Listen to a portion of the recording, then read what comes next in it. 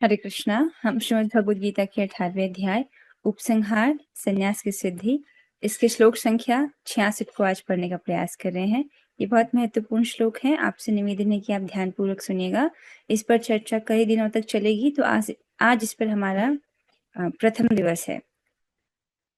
हम प्रयास करेंगे कि अन्य आचार्यों की टीकाओं को पढ़ने का भी, क्योंकि आचार्यों ने बहुत सुंदर सुंदर टीकाएं लिखी हैं श्लोक पर। पहले हम श्लोक की कुछ आवृत्ति करेंगे। जो भक्त गाना चाह रहे हैं वे हाथ खड़ा कर सकते हैं। महेश पंडित प्रभु जी, आप गाइए। सर्वधर्मान् परित्यज्य सर्वधर्मान् परित्यज्य मामेकं शरणं व्रज। मामेकं शरणं व्रज। अहं त्वां सर्वपापेभ्यो अहं त्वां सर्वपापेभ्यो मोक्षयिष्यामि मा शुचः। मोक्षयिष्यामि मा शुचः। जी प्रभु जी, बहुत सुंदर। माधुरी माता जी। सर्वधर्मान् परित्यज्य सर्वधर्मान् परित्यज्य मामेकं शरणं व्रज। मामेकं शरणं व्रज। अहं त्वां सर्वपापेभ्यो अहं त्वां सर्वपापेभ्यो मोक्षयिष्यामि मा शुचः। मोक्षयिष्यामि मा शुचः। आगे बढ़ेंगे अब हम लोग। तो श्री भगवान यहाँ पर क्या कहते हैं? समस्त प्रकार के धर्मों का परित्याग करो और मेरी शरण में आओ, मैं समस्त पापों से तुम्हारा उद्धार कर दूंगा। डरो मत या चिंता मत करो, शोक मत करो। इस प्रकार से भगवान कह रहे हैं। देखिए श्लोक के लिंग को समझिए। पिछले श्लोक में भगवान ने क्या कहा है? मन मना भव मत भक्तो मदया जीमाम नमस्करो। इस प्रकार से भगवान ने 4 आज्ञा दिया है, और जिसको भगवान ने भगवत गीता का सार कहा है। तो गीता का सार क्या है? भगवान की अनन्य भक्ति करना। ठीक है, और कैसे करना उसका भगवान ने इन 4 आज्ञाओं में वर्णन किया। अब पिछले वाले श्लोक में जो बोला गया उसको कर पाने के लिए आवश्यक है कि व्यक्ति समस्त प्रकार के धर्मों का परित्याग करे और एकमात्र भगवान श्री कृष्ण की शरण ग्रहण करे। ठीक है, तो इस प्रकार से भगवान उसको समस्त पापों से उद्धार कर देंगे। और भगवान ये आश्वासन देते हैं कि डरो मत, शोक मत करो, तुम चिंता मत करो। इस प्रकार से तो इसको सुनकर ऐसा सुनाई दे सकता है किसी को कि अच्छा, सारे धर्मों का परित्याग करके केवल कृष्ण की शरण में जाओ। तो क्या भगवान सन्यास की बात करें कि सब कुछ त्याग दो और तुम सन्यास ले लो, ये कह रहे हैं? नहीं, ये इसका अर्थ नहीं है। ठीक है, हम देखते हैं कि अर्जुन जी भगवत गीता के बाद सन्यास तो नहीं लेते हैं, वो तो युद्ध करते हैं भगवान की आज्ञा पर। ठीक है, तो सन्यास लेने को भगवान नहीं कह रहे हैं। अन्वय को देखेंगे। सर्वधर्मान अर्थात वर्णाश्रम आदि धर्मों का। तो कौन से धर्म त्यागने हैं? जो वर्णाश्रम धर्म है और जो अन्य धर्म है उनका त्याग करना है, जिसको आगे चक्रवर्ती पाद की टीका में हम पढ़ेंगे कि वर्णाश्रम धर्म का त्याग, जैसे कि ब्राह्मण क्षत्रिय वैश्य शूद्र, ब्रह्मचर्य गृहस्थ वानप्रस्थ और सन्यासी, इन सब वर्ण और आश्रमों के धर्म का परित्याग करके, और आदि में यहाँ पर आएगा निष्काम कर्म योग, ज्ञान योग, अष्टांग योग, इनको त्याग करके और अन्य देवताओं की जो शरण है उसको त्याग करके एकमात्र कृष्ण की शरण लेना। और यहाँ पर आचार्य ये बता देंगे नित्य नैमित्तिक कर्म, ये सारे कर्म धर्म को त्याग कर एकमात्र कृष्ण की शरण ग्रहण करना।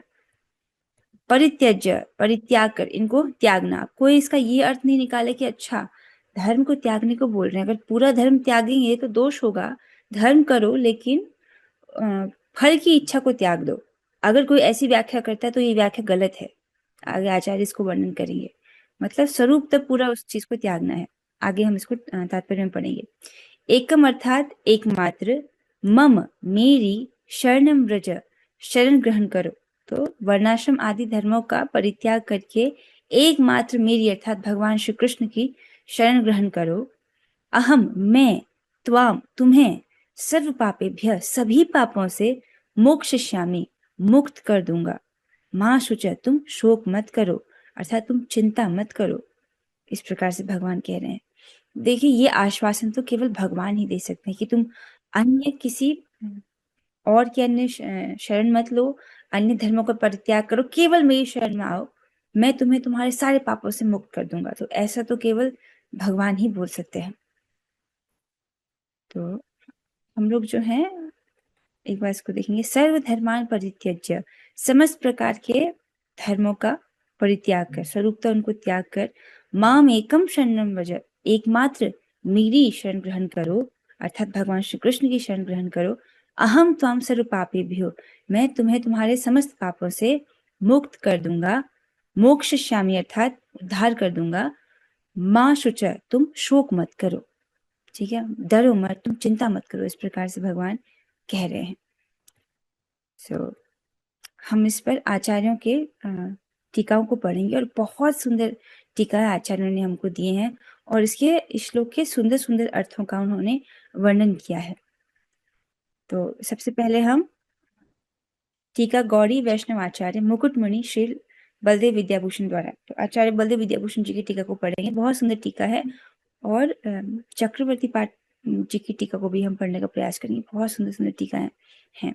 तो आचार्य क्या कहते हैं, इसको श्रवण कीजिए। तो पहले आचार्य एक प्रश्न उठाते हैं। क्या प्रश्न? जिन लोगों के हृदय पुरातन कर्मों के कारण अनगिनत पापों से दूषित हैं, तो वे आपकी शुद्ध भक्ति कैसे कर सकते हैं, जिसमें आपकी आदर भाव से पूजा करनी होती है, जैसा आपने अभी पिछले श्लोक में वर्णन किया है। जब तक इन पापों को, जो आपकी भक्ति के विरुद्ध हैं, नियत प्रायश्चितों के द्वारा ध्वंस नहीं कर लिया जाता, जिन्हें शरीर के द्वारा महान कष्ट उठाकर किया जाता है।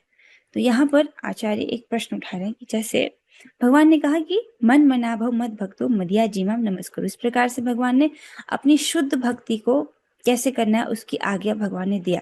यदि प्रश्न हो कि भगवान आपकी शुद्ध भक्ति कोई व्यक्ति कैसे कर सकता है अगर उसके हृदय में पाप हो, तो भक्ति विरोधक कर्म का प्रभाव हो उसके चित्त में, तो वो कैसे आपकी भक्ति कर पाएगा।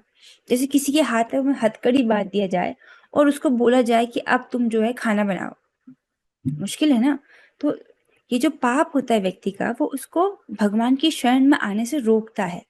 जैसे जो लोग आसुरी स्वभाव के हैं, उनको उनके पाप के कारण शास्त्र आपके सामने, आप इसको श्रवण करें, आपको श्रद्धा है, लेकिन जो आसुरी स्वभाव के लोग हैं, इसी पृथ्वी में रह रहे हैं, वो भी भगवत गीता को देखेंगे, लेकिन श्रद्धा नहीं होगी उनके हृदय में। किसके कारण? उनके हृदय में पाप है, इस कारण से उसमें श्रद्धा ही नहीं होगी। वो सोचेंगे कि हाँ ये कि पता नहीं क्या है, विश्वास ही नहीं करते हैं। ठीक है, तो ये क्यों हो रहा है? क्योंकि उनके हृदय में पाप है। तो आचार्य ये कह रहे कि जिसके हृदय में पुरातन कार्यों के कारण, जैसे उसने प्राचीन काल से अनेक अनेक जन्मों से जो कर्म किए हैं, भक्ति विरोधक कर्म किए हैं, वो पाप के रूप में जो है उसको आपकी शुद्ध भक्ति करने से रोकेंगे।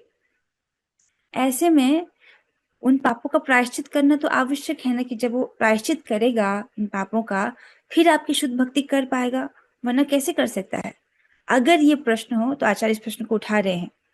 ठीक है, तो अर्जुन के इस संभावित प्रश्न पर भगवान कहते हैं कि सभी प्रकार के धर्मों को उनके स्वरूप और उनमें वर्णित पाप के प्रायश्चित रूपी तपस्याओं के साथ त्यागते हुए तुम केवल मुझ कृष्ण की शरण में आओ, जो परम ईश्वर है। तो भगवान कहते हैं कि मेरी भक्ति करने के लिए तुमको पहले अपने पापों का प्रायश्चित करके, अपने हृदय को शुद्ध करके, फिर मेरी भक्ति करने की आवश्यकता नहीं है, ये समझा रहे हैं भगवान। ठीक है, कोई व्यक्ति भगवान की शुद्ध भक्ति करेगा तो उसका भी तो कुछ अधिकार है ना।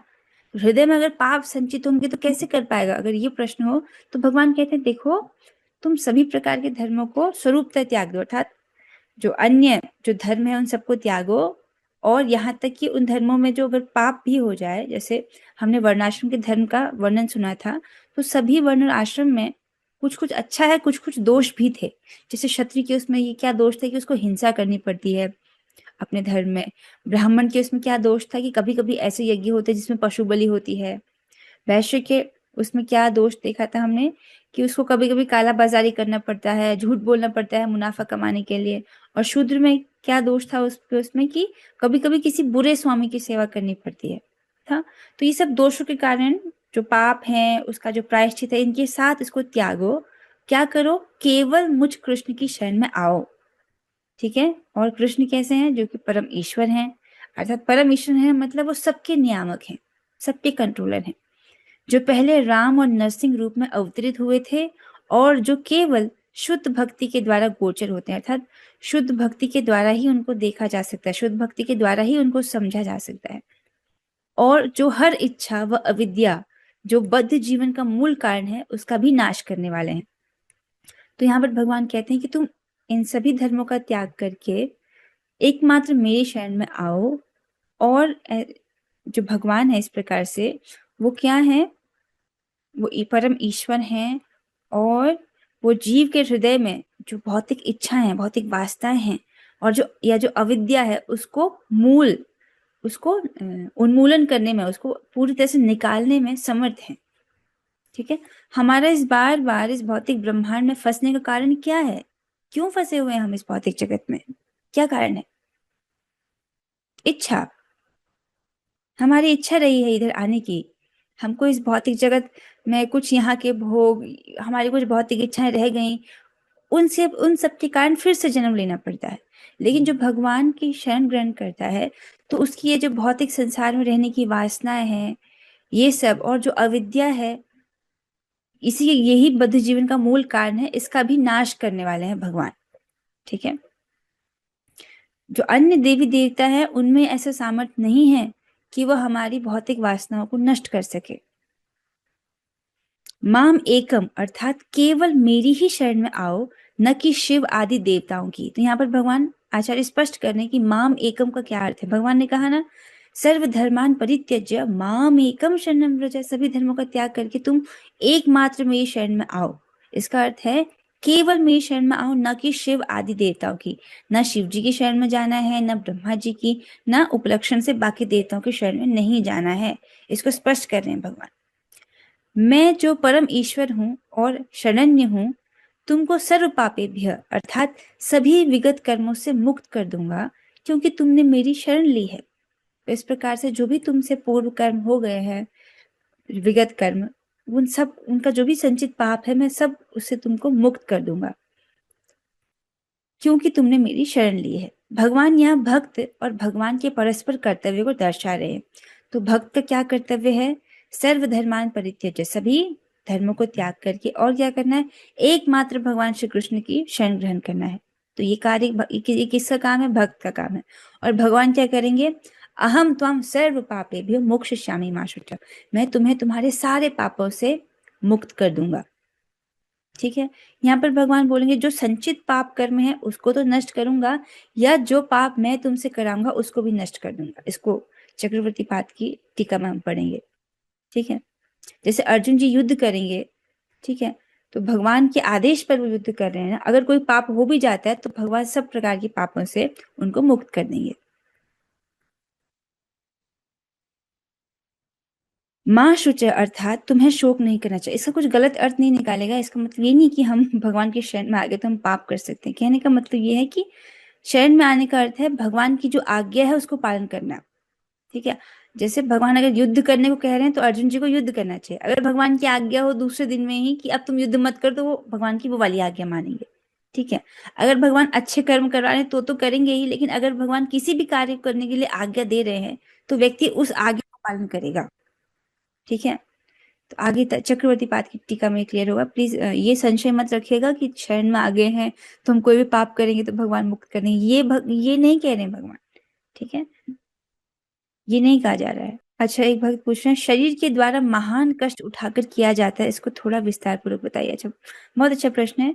तो जैसे कि यहाँ पर आचार्य पाद प्रश्न उठा रहे हैं कि देखिए, आपकी जो शुद्ध भक्ति है उसको व्यक्ति तब कर पाएगा ना जब उसके हृदय से सब प्रकार के जो भक्ति प्रतिबंधक कर्म हैं, जो पाप के रूप में संचित हैं, वो नष्ट होंगे। और उनको नष्ट करने के लिए तो प्रायश्चित करना पड़ता है, और प्रायश्चित करने के लिए तो बड़े बड़े विधानों का वर्णन है वेदों में, शास्त्रों में, जिसमें शरीर को बहुत कष्ट झेलना पड़ता है। एक एक पाप का प्रायश्चित करने के लिए विधि विधान ऐसे बताए गए, 10-10, 12-12 साल तक जो है व्यक्ति उसका जो है प्रायश्चित करता है। आप समझ रहे हैं? तो लेकिन भगवान कह रहे हैं कि तुमको इस प्रकार से पहले अपने हृदय का शुद्धिकरण करके था, तुम पहले पापों का प्रायश्चित करो, हृदय का शुद्धिकरण करो, फिर मेरी भक्ति करो, ऐसा करने को भगवान नहीं कह रहे। भगवान सीधे कह रहे कि तुम मेरी भक्ति करो, भक्ति के द्वारा ही तुम्हारा शुद्धिकरण हो जाएगा, ये कह रहे हैं। समझ आ रहा है? ओके, वापस आएंगे, आशा है कि स्पष्ट हुआ हो। तो माम एकम अर्थात केवल मेरी शरण में आओ, अन्य शिव जी आदि अन्य देवताओं की शरण में नहीं जाना है। तो भगवान यहाँ भक्त और भगवान के परस्पर कर्तव्य को दर्शा रहे। तो हमारा कर्तव्य क्या है कि हमको भगवान की शरण ग्रहण करनी है। माँ शुच अर्थात तुम्हें शोक नहीं करना चाहिए, यह सोचते हुए कि यह तुम्हारे लिए असंभव है, क्योंकि तुम्हारा जीवन अवधि छोटी है और यह करना बहुत। इस पॉइंट पर हम अभी आ रहे हैं, पहले वाले पॉइंट पे डिस्कस करते हैं।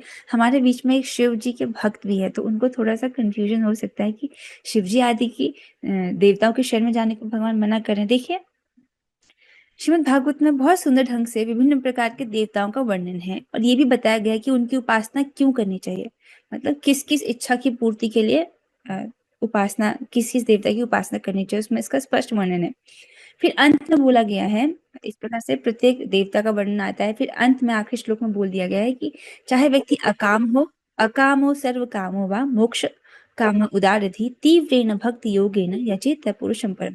चाहे व्यक्ति अकाम हो, कोई भी प्रकार की भौतिक इच्छा नहीं हो, या सर्व काम हो, सब प्रकार की इच्छाएं उसके हृदय में है, या मोक्ष कामी हो, मोक्ष चाहता है, अगर वो उदार बुद्धि वाला है, बड़ी बुद्धि वाला है, बुद्धिमान व्यक्ति है, तो क्या करेगा, उसको तीव्र भक्ति योग के द्वारा पूर्ण पुरुषोत्तम भगवान श्री कृष्ण की ही सेवा करनी चाहिए, उनकी ही पूजा करनी चाहिए, ऐसा भागवतम को कहता है। तो देखिए, उसमें ये समझाया जाता है कि जो देवताओं के उपासक हैं, शिव जी, दुर्गा जी, गणेश जी, सब देवताओं के जो उपासक हैं, देवता उन पर कृपा तो करते हैं, लेकिन वो कपट कृपा होती है। दो प्रकार की कृपा होती है, कपट कृपा और निष्कपट कृपा। कपट कृपा क्या होगी, इस भौतिक जगत में जो व्यक्ति इस भौतिक वस्तु मांग रहा है वो उसको दे दिया। अभी जो भी भौतिक वरदान अगर देवता हमको देते हैं तो वो सब क्षणिक होता है, कुछ समय के लिए होता है, शरीर नष्ट तो वरदान भी नष्ट हो जाता है। लेकिन आप जब भगवान की भक्ति करते हो, इस जन्म में भी आपके साथ देगा और अगले जन्मों में भी, हमेशा हमेशा के लिए। जितनी आपने भक्ति कर लिया वो शाश्वत रूप से आपकी भक्ति सील हो गई है। लेकिन जो हम देवताओं की उपासना करते हैं वो हमको क्षणिक लाभ देते हैं, थोड़ा सा लाभ देते हैं, थोड़े समय के लिए, और उनके जो वरदान होते हैं वो नष्ट हो जाते हैं। ठीक है, तो वहां पर बताया गया है कि जब कोई देवता अपने उपासक से वास्तव में प्रसन्न होता है तो वह कपट कृपा की जगह निष्कपट कृपा करता है। निष्कपट कृपा क्या है, अपने उस उपासक को वो भगवान के भक्तों की संगति प्रदान करने की व्यवस्था करता है। जैसे अभी आप, जैसे मैं जिन भक्त को बोल रही हूँ जो यहाँ पर शिव जी के भक्त हैं, तो एक भक्त ने रिसेंटली ज्वाइन किया, उनकी बात कर रही हूँ मैं। तो देखिए, अगर इस प्रकार से आपके जीवन में व्यवस्था बनाई गई है कि आपको भगवान श्री कृष्ण के भक्तों की संगति प्राप्त हो रही है, तो ये देवता जो, मतलब आप शिव जी की, भगवान शिव जी की ही आपके लिए योजना है कि आपको भक्तों की संगति प्राप्त हो, तो ये उनकी निष्कपट कृपा है। ठीक है, और पिछले 17वें अध्याय में भी हमने ये पढ़ा था कि दो प्रकार के लोग हैं, दैवी स्वभाव, आसुरी स्वभाव। दैवी स्वभाव वाले शास्त्र की आज्ञा का पालन करते हैं, शास्त्र हमको एकमात्र भगवान की शरण ग्रहण करने को कहता है, ये शास्त्र बुद्धि है। और आसुरी स्वभाव के लोग हैं जो कि भगवान की शरण जो है वो ग्रहण नहीं करते हैं, शास्त्र की आज्ञा का पालन नहीं करते हैं। और उसके बीच में भी जो लोग हैं, उसके विषय में अर्जुन जी पूछते हैं कि कुछ लोग हैं जो शास्त्र के अनुसार तो नहीं चल रहे हैं, लेकिन उनके हृदय में कुछ श्रद्धा है जिसके अनुसार वो कुछ पूजा कर रहे हैं। जिसमें बताया गया था कि सतोगुणी चेतना वाले लोग जो हैं वो देवी देवताओं की उपासना करते हैं। उस संबंध में बताया जाता है कि अगर वो देवी देवता की उपासना करेंगे तो उससे उनको नश्वर फल प्राप्त होगा और वो अश्वत्थ वृक्ष के भीतर ही फंस जाएंगे। लेकिन ऐसे जो देवी देवताओं के उपासक हैं, उनको अगर कृष्ण भावना भावित व्यक्तियों की संगति प्राप्त हो जाती है, भगवान की भक्तों की संगति प्राप्त हो जाती है, तो उनकी संगति से वो भी दैवी स्वभाव का हो जाता है। हमने इसको पढ़ा था पिछले अध्याय में, आप लोग को स्मरण है ये? पिछले अध्याय में आप लोग थे ना, जो लोग पिछले अध्याय में हमने यही तो पढ़ा था, 17वें अध्याय में। हाँ, तो वापस आएंगे। इसलिए भगवान कह रहे हैं कि देवी देवताओं की शरण नहीं ग्रहण करनी, एकमात्र भगवान की शरण ग्रहण करनी है। आगे चलेंगे। माँ शुचा, भगवान ने कहा शोक मत करो, तो अर्थात तुम्हें शोक नहीं करना चाहिए, यह सोचते हुए कि यह तुम्हारे लिए असंभव है क्योंकि तुम्हारा जीवन अवधि छोटी है और यह करने में बहुत मुश्किल है, क्योंकि इसमें बहुत कठिन तपस्या करनी होती है, जिसके द्वारा हृदय का शुद्धिकरण बहुत समय बाद होता है। मैंने यह पहले ही बता दिया है कि मेरे शरणागत होने में इसकी अर्थात हृदय शुद्ध करने के लिए कठिन तपस्या करने की कोई आवश्यकता नहीं है। तो यहाँ पर भगवान कह रहे हैं तुमको इस प्रकार से शोक नहीं करना चाहिए कि मैं पहले कठिन कठिन तपस्या करके अपने हृदय का शुद्धिकरण करूं, उसके बाद भगवान की शुद्ध भक्ति करूं। ऐसे करके तुमको शोक नहीं करना है। भगवान कह रहे मैंने तुमको पहले ही बता दिया है कि जो मेरे शरणागत होते हैं तो उनको अपना हृदय शुद्ध करने के लिए कुछ और कठिन तपस्या करने की आवश्यकता नहीं है। ठीक है, आपने इसको पिछले श्लोक में जाना कि जो भगवान ने 4 आज्ञा दी है, मन मना भव मद भक्तो मदिया जीवाम नमस्कुरु, है ना। कोई भगवान का नाम बोल रहा है तो भगवान की चारों आज्ञा का पालन कर रहा है, क्योंकि जो भगवान ने यहाँ पर बोला है गीता के शास्त्र में जो सार है, और जो महाप्रभु के रूप में भगवान ने बोला कीर्तनीय सदा हरि, वो एक ही बात है। ठीक है, तो मतलब क्या करना है, भगवान का नाम बोलना है, हरे कृष्ण कृष्ण कृष्ण हरे हरे, हरे राम राम राम हरे हरे, ये करना है। तो ऐसा नहीं कि पहले हम कुछ प्रायश्चित करके अपना हृदय पापों को नष्ट करें, शुद्ध करें, फिर भगवान की भक्ति करें। ऐसा करने को भगवान नहीं कह रहे हैं। आगे यहाँ पर श्रुतियां और उपनिषदों से आचार्य कुछ बातें कोट कर रहे हैं। तो एक वो कोट करते हैं महानारायण उपनिषद का 86वां श्लोक है, 86, जिसमें कहा है न कर्मणा न प्रजया धनेन त्यागे नैक मृतत्वम आनशु। इसका क्या अर्थ है? न तो अपने नियत कर्मों को करने से, न संतान उत्पन्न करने से, और न ही धनार्जन करने से कोई अमृतत्व को प्राप्त कर सकता है। यह केवल कुछ लोगों को प्राप्त होता है जो भगवान को आत्मसमर्पण करते हैं। तो इस श्लोक में श्रुति का यह वचन है जो कि महानारायण उपनिषद से लिया गया है, 86। उसमें कह रहे हैं कि व्यक्ति अपने नियत कर्म को कर रहा है। तो नियत कर्म को करने से मतलब उसके जो नियत कर्तव्य हैं वर्णाश्रम के अनुसार, जो ब्रह्मचर्य आश्रम है उसके कुछ कर्तव्य हैं, जो गृहस्थ आश्रम है उसके कुछ कर्तव्य हैं कि नहीं, वानप्रस्थ और सन्यासी के भी कुछ कर्तव्य बताए गए हैं, जैसे कि हमने 16वें अध्याय के प्रथम 3 श्लोकों में पढ़ा था। तो अपने नियत कर्म को करने से, ठीक है, या संतान उत्पन्न करने से, या धनोपार्जन करने से कोई भी अमृतत्व को प्राप्त नहीं होता है। इन कार्यों को करके अश्वत्थ वृक्ष के बाहर, इस भवसागर के बाहर नहीं निकल सकते हैं। तो कौन निकल सकता है अश्वत्थ वृक्ष के बाहर? किसको अमृतत्व प्राप्त होता है, किसको शाश्वत जीवन की प्राप्ति होती है? तो बोल रहे हैं ये केवल कुछ लोगों को प्राप्त होता है। कौन? जो भगवान को आत्मसमर्पण करते हैं। ठीक है, ये श्रुति का वचन है। भगवान को प्राप्त करने के साधन के विषय में इन लोगों समझ आ रहा है किसको अमृतत्व प्राप्त होता है? जो लोग भगवान को आत्मसमर्पण करते हैं, अर्थात जिस प्रकार से भगवान की शरणागति ग्रहण करते हैं।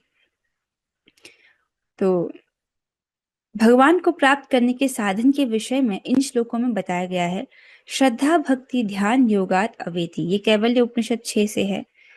तो आचार्य बोलते हैं कि भगवान को व्यक्ति श्रद्धा भक्ति और ध्यान के द्वारा जान पाते हैं। यहाँ पर ध्यान का अर्थ अष्टांग योग नहीं लगाना चाहिए। ध्यान का अर्थ है भगवान के सुंदर श्यामल जो मोरपंखधारी भगवान श्री कृष्ण का रूप है, उनका ध्यान। ठीक, इस प्रकार से श्रद्धा और भक्ति और भगवान के जो सुंदर स्वरूप का ध्यान के द्वारा भगवान को व्यक्ति जान पाता है। तो अब यदि तुम सनिष्ठ भक्त हो तो अपने हृदय के शुद्धिकरण के लिए धर्माचरण करो। तो यहाँ पर देखिए आचार्य बात समझा रहे हैं, पिछले श्लोकों से बिल्ड कर रहे हैं। देखिए हमने पिछले श्लोकों में एक सनिष्ठ भक्त का वर्णन सुना है और एक परिनिष्ठ भक्त का भी वर्णन सुना है। ठीक है, आपको याद है सनिष्ठ भक्त कौन है? हाँ, कौन है सनिष्ठ भक्त? कौन बताएंगे सनिष्ठ भक्त कौन है? सनिष्ठ भक्त और परिनिष्ठ भक्त ये कौन होते हैं? अच्छा ठीक है, अभी किसी को स्मरण नहीं आ रहा, ठीक, मैं स्मरण दिला रही हूँ आपको। सनिष्ठ भक्त वो होता है जिसको वर्णाश्रम के जो कर्तव्य है उस पर उसको श्रद्धा है। वो सोचता है कि मेरा शुद्धिकरण वर्णाश्रम के कर्तव्यों का पालन करने के द्वारा होगा। वर्णाश्रम के कर्तव्य समझ रहे हैं? ब्राह्मण क्षत्रिय वैश्य शूद्र ब्रह्मचर्य गृहस्थ वानप्रस्थ और ये संन्यास आश्रम, इसके कुछ कर्तव्य बताए गए हैं। तो इसका पालन करने के द्वारा मेरा शुद्धिकरण होगा, उस पर उसकी मुख्य श्रद्धा है। तो वो क्या करता है? वर्णाश्रम के अपने कर्तव्यों को करता है, उन कर्मों के फलों को भगवान को अर्पित करता है, अर्थात निष्काम कर्मयोग करता है। ऐसे करते करते करते बहुत समय तक करेगा तो उसका हृदय का शुद्धिकरण होता है और उसको ज्ञान प्रकाशित होता है। ये एक सनिष्ठ भक्त का वर्णन है, ठीक है। और परिनिष्ठ भक्त कौन है? जो कि मुख्य रूप से भगवान की भक्ति का आश्रय लिए हुए है। अपने शुद्धिकरण के लिए वो वर्णाश्रम पर डिपेंडेंट नहीं है। उसको पता है कि मेरा शुद्धिकरण किससे होगा? भगवान की भक्ति से होगा। तो मुख्य रूप से वो भगवान की भक्ति कर रहा है और गौण रूप से अपने जो वर्णाश्रम के कर्तव्य है, नियत कर्तव्य, उसको कर रहा है कहाँ तक? जहां तक सरलता से हो सके। अपने कर्तव्य को करने में इतना नहीं रचा पचा है कि अब भक्ति करने का समय नहीं मिल रहा, 16 माला नहीं कर पा रहा, ऐसी स्थिति नहीं है। भक्ति करना उसका मुख्य कार्य है, साथ में वो अपने नियत कर्तव्य भी कर रहा है, लेकिन जहां तक चल जाए वहां तक। तो ये एक परिनिष्ठ भक्त का वर्णन है। लेकिन भगवान ने यहाँ पर श्लोक संख्या 65 और 66 में भगवान न तो सनिष्ठ भक्त का वर्णन कर रहे हैं, न परिनिष्ठ भक्त का वर्णन कर रहे हैं। यहाँ पर भगवान जो अनन्य भक्त का वर्णन कर रहे हैं। सनिष्ठ भक्त उससे श्रेष्ठ है, परिनिष्ठ भक्त उससे श्रेष्ठ है। उत्तम भक्त वो है जो मन मनाभव मद भक्तो मदिया जीवम नमस्कुरु ही करता है, जिसने सारे धर्मों का परित्याग करके केवल भगवान के शरण ग्रहण किया है, वो उत्तम भक्त है, ठीक है। तो अब यहाँ पर आचार्य समझा रहे हैं, तो अब यदि तुम सनिष्ठ भक्त हो तो अपने हृदय के शुद्धिकरण के लिए धर्माचरण करो। मतलब जो सनिष्ठ भक्त है अर्थात जिसकी श्रद्धा वर्णाश्रम पर है, अगर तुम्हारा ये अधिकार है तो तुमको अपने शुद्धिकरण के लिए अपना धर्माचरण अर्थात अपने कर्तव्य को तुम करो। लेकिन यदि तुम परिनिष्ठ भक्त हो, मतलब तुम्हारी मुख्य रूप से श्रद्धा भक्ति में है, तो दूसरों को आदर्श प्रस्तुत करने के लिए धर्माचरण करो, ठीक है। तो उसमें जो है मुख्य रूप से जब भक्ति का आश्रय ले रहा है व्यक्ति, तो शुद्धिकरण के लिए वो भक्ति की क्रिया को कर रहा है, भगवान का नाम जप, भगवान की कथा श्रवण, प्रसाद पाना आदि। तब भी तुम धर्माचरण करो ताकि तुम दूसरों के समक्ष आदर्श प्रस्तुत कर सको, ठीक है। पहले व्यक्ति, आप ये समझिए कि व्यक्ति को कर्म क्यों करने होते हैं, कर्म क्यों किए जाते हैं। कर्मों का उद्देश्य है कि व्यक्ति का हृदय शुद्धिकरण हो। जैसे वर्णाश्रम जो सिस्टम बनाया है, सारे वर्णाश्रम का सिस्टम इसलिए है ताकि भगवान विष्णु उससे संतुष्ट हो। अलग अलग वर्ण आश्रम में रह करके सब मिलकर के लोग भगवान को संतुष्ट करें, उसके द्वारा क्या होगा? उनके हृदय का शुद्धिकरण होगा, इसीलिए किया जाते हैं कर्म। लेकिन जो व्यक्ति पहले से जो अपने शुद्धिकरण के लिए जो भक्ति का ही जिसने आश्रय लिया है, एकमात्र भक्ति का, ऐसे अनन्य भक्त को भगवान कह रहे हैं कि तुम जो भी धर्म सर्वधर्मान परित्यज्य, तुम बाकी सब जो धर्म है उसको तुम त्याग दो, केवल तुम मेरी शरण ग्रहण करो। तो यहाँ पर दो प्रकार के लोगों के बारे में बताया, सनिष्ठ भक्त और परिनिष्ठ भक्त। इस प्रकार की भक्ति के लिए धर्माचरण आवश्यक होता है, ऐसा श्रुतियों से समझा जाता है। तो जो सनिष्ठ भक्त है और जो परिनिष्ठ भक्त है, दोनों को ही धर्माचरण करना चाहिए, अर्थात अपने धर्म और नियत कर्तव्यों का पालन उसको करना चाहिए उसके अधिकार के अनुसार, ठीक है। श्रुतियों से भी इस बात को समझा जाता है, जैसे कि बृहदारण्यक उपनिषद 4.4.22 में कहा गया है, तम एतम वेद अनुवचनेन ब्राह्मण विविदिशन्ति यज्ञेन दानेन तपसा अनाशकेन। अर्थात ब्राह्मण जन भगवान को जानने का प्रयास करते हैं वेद के अध्ययन के द्वारा, यज्ञ के द्वारा, दान के द्वारा और व्रत पालन के द्वारा। तो ब्राह्मणों के कुछ कर्तव्य हैं ये कि वो वेद का अध्ययन करें, यज्ञ करें, दान दें या दान लें, दान स्वीकार करें या दान दें, और व्रत का पालन करें। ये ब्राह्मण के कर्तव्य हैं, इसके द्वारा भगवान को समझने का प्रयास करते हैं, ठीक है। तो यहाँ पर भगवान अन्य धर्मों का वर्णन कर रहे हैं, ठीक है। सत्येन लभ्यस तपसा ह्य एष आत्मा, मुंडक उपनिषद 3.1.5। यह भगवान सच्चे शास्त्रीय ज्ञान और निरंतर ब्रह्मचर्य के द्वारा जाने जाते हैं। तो यहाँ पर भी वर्णन किया गया है धर्म का, कि भगवान को कैसे जाना जाता है, जो सच्चे शास्त्रीय ज्ञान के द्वारा और निरंतर ब्रह्मचर्य के द्वारा। तो इस प्रकार से विभिन्न धर्मों का वर्णन आचार्य कर रहे हैं। तो इनका जो है नोट पहले पढ़ते हैं। तो यदि इस प्रकार से भक्ति कोई करता है जिसमें वह पूर्ण रूप से शरणागत नहीं है, तो वह अन्य धर्म भी करता है, परंतु पूर्ण भगवत शरणागति में अन्य धर्म को पूर्णतः त्याग दिया जाता है। समझ आ रहा है ये चीज? फिर से एक बार रिपीट करती हूँ। देखिए यहाँ पर आचार्य पाद क्या करते हैं, एक सनिष्ठ भक्त का वर्णन किया, एक परिनिष्ठ भक्त का वर्णन किया। दोनों को ही अपना धर्माचरण करना चाहिए, अपने जो नियत कर्तव्य हैं वो करने चाहिए, ठीक है। सनिष्ठ भक्त तो इसलिए क्योंकि उसकी श्रद्धा ही अपने कर्मों में है, और परिनिष्ठ भक्त तो इसलिए ताकि वो लोगों में लोगों के सामने दूसरे को आदर्श प्रस्तुत करने के लिए धर्माचरण करे।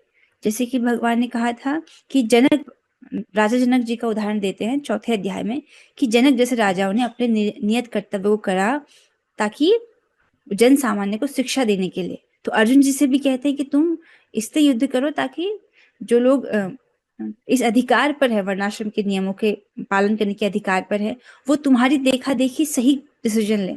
अगर तुम इस प्रकार से त्याग दोगे तो जो यद यद आचरति श्रेष्ठ तत्तत एवेतरो जन, जो श्रेष्ठ लोग जैसा आचरण करते हैं तो उनके जो फॉलोअर्स हैं वो भी वैसा ही आचरण करते हैं। इसलिए भी तुमको दूसरों को आचरण प्रस्तुत करने के लिए धर्माचरण करना चाहिए। ठीक है। और यहाँ पर ब्राह्मण के कर्तव्य का वर्णन दिया गया है कि ब्राह्मण को भी विभिन्न प्रकार के कर्तव्य हैं। वेद का अध्ययन, यज्ञ के द्वारा, दान के द्वारा, व्रत के पालन के द्वारा भगवान को समझने की कोशिश करते हैं।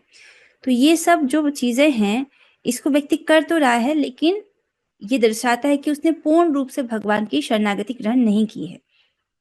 समझ आ रहा है? नोट यहाँ पर, इस प्रकार से जो भक्ति कर रहा है, एक सनिष्ठ भक्त या एक परनिष्ठ भक्त या अपने वर्णाश्रम के कर्तव्यों का पालन कर रहा है, तो वह पूर्ण रूप से शरणागत नहीं है। ठीक है। जो पूर्ण रूप से शरणागत नहीं है वो अन्य धर्म भी करता है, परंतु जो पूर्ण भगवत शरणागति है, जिसने भगवान की पूर्ण रूप से शरणागति ले ली है, उसमें अन्य धर्म को पूर्णतः त्याग दिया जाता है। पूरी तरीके से जो अन्य धर्म है, वर्णाश्रम आदि जो भी धर्म है, उसको उसने त्याग दिया है। आशा कि स्पष्ट हुआ होगा। देखिए, हम आचार्य के तात्पर्य को पढ़ रहे हैं तो कुछ बातें डिफिकल्ट हैं, लेकिन आप आचार्य बलदेव विद्याभूषण जी की टीका पढ़ेंगे, चक्रवर्ती पाठ की टीका पढ़ेंगे हम क्लास में, प्रभुपाद जी की बात पढ़ेंगे, ऐसे ऐसे करके फिर आपको समझ आने लगेगी भगवान यहाँ पर वास्तव में कह क्या रहे हैं। ठीक है। एक बार पढ़ने में तो नहीं समझ आता है, तो आपसे निवेदन है कि ये जो क्लास है, इसके जो नोट्स हैं, एक बार आप उसको पढ़िएगा।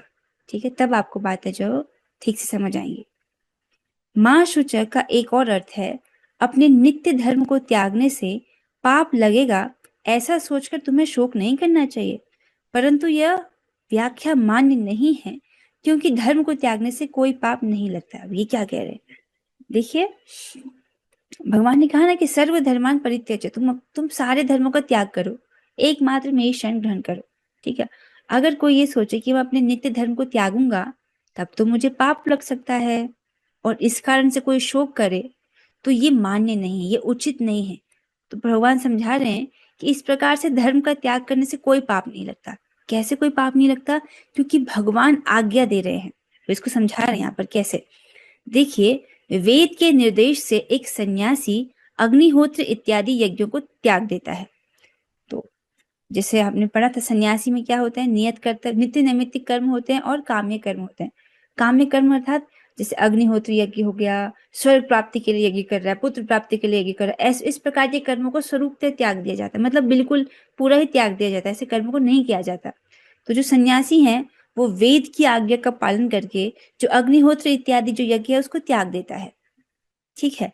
तो उससे उसको पाप लगता है? नहीं, उसको पाप नहीं लगता, क्योंकि वो वेद की आज्ञा से ऐसा कर रहे हैं।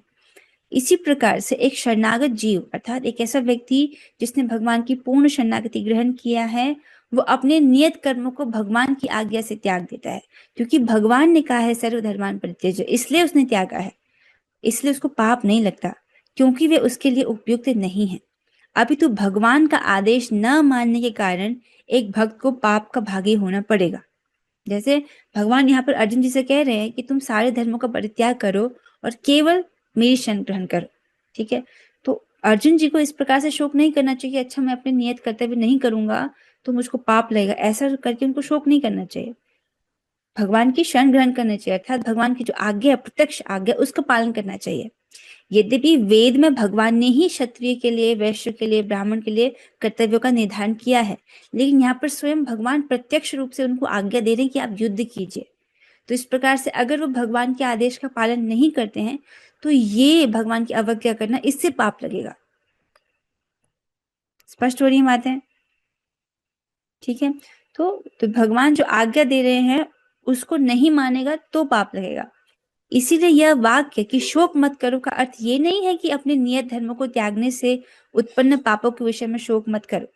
तो जैसे भगवान ने कहा सर्वधर्मान परित्यज्य, अब सारे जो धर्म है, अपने जो आपके जो नियत कर्तव्य हैं वर्णाश्रम आदि के, वो सब आप त्यागो। अब ऐसा करेंगे तो व्यक्ति सोच सकता है कि मुझे कहीं पाप तो नहीं लगेगा अपने धर्मों को नहीं करने से। तो भगवान कह रहे हैं कि ऐसा नहीं सोचना चाहिए किसी को कि अपने नियत धर्मों को त्यागने से उत्पन्न पापों के विषय में शोक मत करो। ये नहीं कह रहे हैं भगवान। क्या कह रहे हैं भगवान? अभी तो इसका ये अर्थ है कि निष्काम कर्म योग और ज्ञान जैसे प्रारंभिक शुद्धिकरण की प्रक्रियाओं को न करने के विषय में शोक मत करो, क्योंकि पूर्ण शरणागति में इसकी कोई आवश्यकता नहीं होती है। तो देखिए, तो हो सकता है व्यक्ति इस बात से शोक करे कि अच्छा, मैं तो निष्काम कर्म योग नहीं कर पा रहा हूँ, ज्ञान योग नहीं कर पा रहा हूँ, जो कि शुद्धिकरण के, हृदय के शुद्धिकरण के लिए शुरुआती प्रक्रियाएं हैं। इसलिए व्यक्ति को शोक नहीं करना चाहिए। क्यों? क्योंकि उसने भगवान की पूर्ण शरणागति किया, ग्रहण किया है। और पूर्ण शरणागति में ये आवश्यक नहीं है कि हम निष्काम कर्म योग करें या ज्ञान योग करें, इसकी आवश्यकता नहीं है। ठीक है, भगवान की भक्ति कर रहे हैं तो वही हृदय का शुद्धिकरण करने के लिए पर्याप्त है।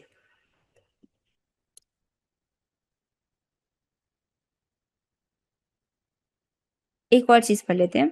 व्यक्ति को यह व्याख्या नहीं करनी चाहिए कि धर्म को पूर्ण रूपेण नहीं त्यागना चाहिए, क्योंकि इससे पाप लगता है, किंतु केवल धर्म के फलों को त्यागना चाहिए, यह स्वीकार नहीं है। आप समझ रहे हैं?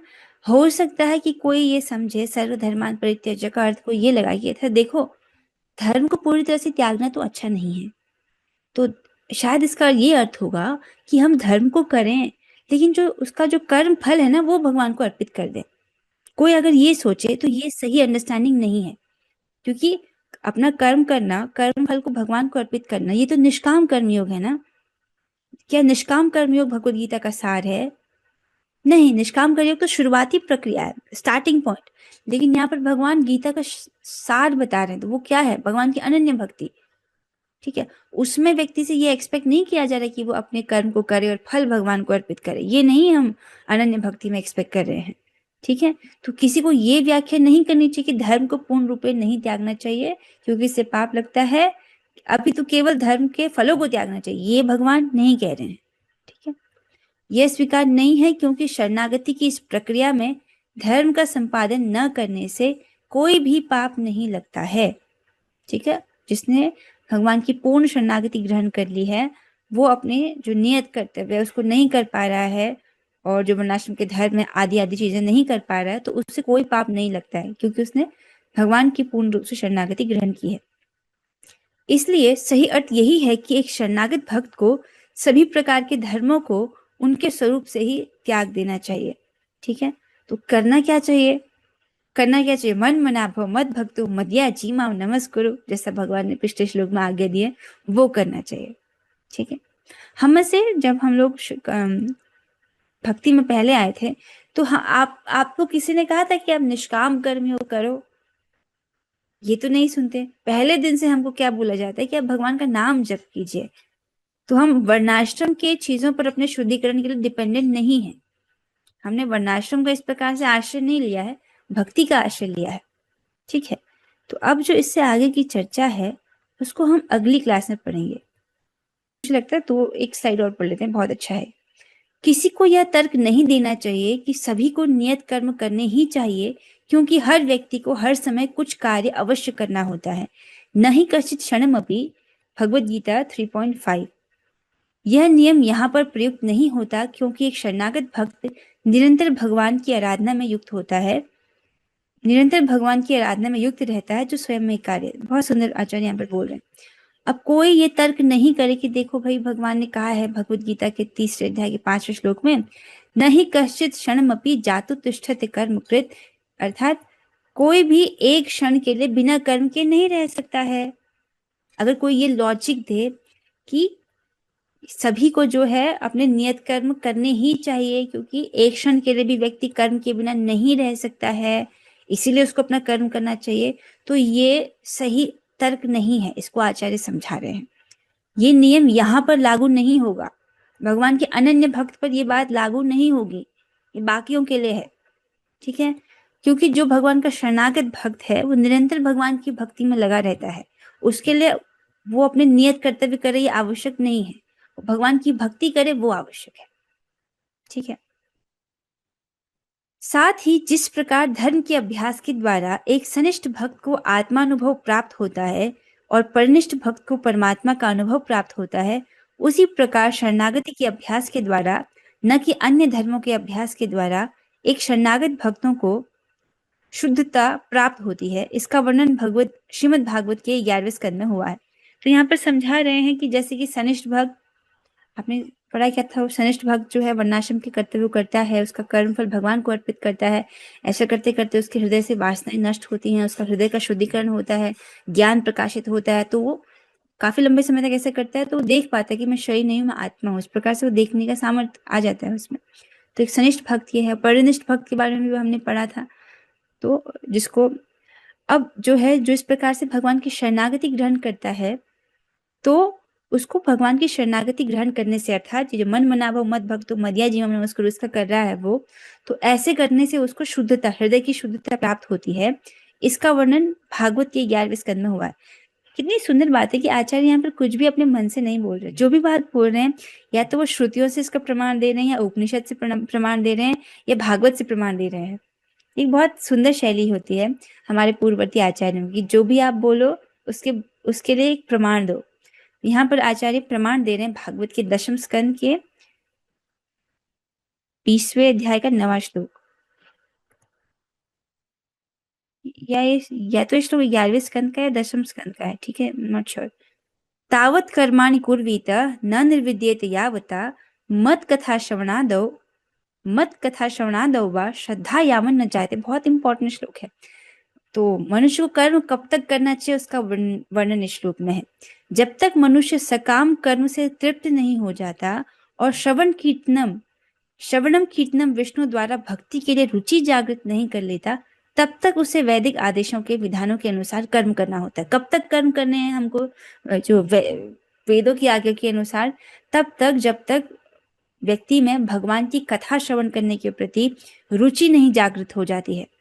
ठीक है, ब्रह्मा जी भी इस चीज को बोलते हैं। भगवान ब्रह्म कार्ष्णेय त्रियन्वीक्ष मनीषणा तदस्य वस्यत कूटस्थो रतिरात्मन्यतो भवेत। ब्रह्मा जी बड़े मनोयोग से 3 बार वेदों का अध्ययन करते हैं। समझ रहे हैं, एक ही बार वेद को पढ़ना कितना मुश्किल है, एक मनुष्य जीवन में कर पाना इतना मुश्किल है, चारों वेदों को पढ़ पाना। ब्रह्मा जी 3 बार पढ़ते हैं वेदों को, वो भी बड़े मनोयोग से। आपको पता होगा ब्रह्मा जी का पूरा शरीर बुद्धि से बना है, हमारे जैसी बुद्धि नहीं है उनकी, बहुत बुद्धिमान है। ठीक है, तो 3 बार पूरे वेद को पढ़ते हैं और इस निष्कर्ष पर पहुंचते हैं कि जो धर्म की सर्वोच्च पराकाष्ठा है, धर्म की हाईएस्ट लिमिट, वो क्या है? भगवान श्री कृष्ण के प्रति रति उत्पन्न होना, अर्थात भगवान के प्रति आकर्षण होना। उनका नाम, रूप, गुण, लीला, ये सब इनके प्रति रति समझना, आकर्षण, प्रेम उत्पन्न होना, ये है धर्म का सार। ठीक है, तो हम जो भी कर रहे हैं सबका लक्ष्य कि हमको भगवान का प्रेम प्राप्त हो। ठीक है, तो कब तक व्यक्ति अपने सकाम कर्म को करे? जब तक वो उनसे बोर नहीं हो जाए, तृप्त नहीं हो जाए, और उसको श्रवणम कीर्तनम विष्णु, जो भगवान का जो श्रवण कीर्तन है उसमें उसकी श्रद्धा नहीं आ जाए, उसमें रुचि नहीं आ जाए। तो मुख्य बात यही है कि हमको भगवान की कथा श्रवण, भगवान के नाम जप, इसको करना है। इससे व्यक्ति का सबसे तेजी से शुद्धिकरण होता है, न कि वर्णाश्रम के नियमों के पालन या अन्य धर्मों के पालन से। ठीक है, आशा की ये स्पष्ट हुआ होगा। तो जब तक भगवान की कथा में रुचि उत्पन्न नहीं हो जाती, तब तक व्यक्ति अपने सकाम कर्म को करे। इसके साथ हम आज हुई चर्चा को यहाँ पर विश्राम देते हैं। इससे आगे हम अगली कक्षा में पढ़ने का प्रयास करेंगे। आपसे निवेदन है कि आप धैर्यपूर्वक श्रवण कीजिए, क्योंकि ये श्लोक है बहुत सुंदर। इसमें आचार्य ने बहुत सुंदर सुंदर टीकाएं दिया है। ठीक है, लेकिन आपको पूरी तरह से तब समझ आएगा जब आप थोड़ा सा खुद से भी पढ़ेंगे इसको। ठीक है, तो जो नोट्स हैं वो भेज दिए जाएंगे, आप उसको देखिएगा। ओके।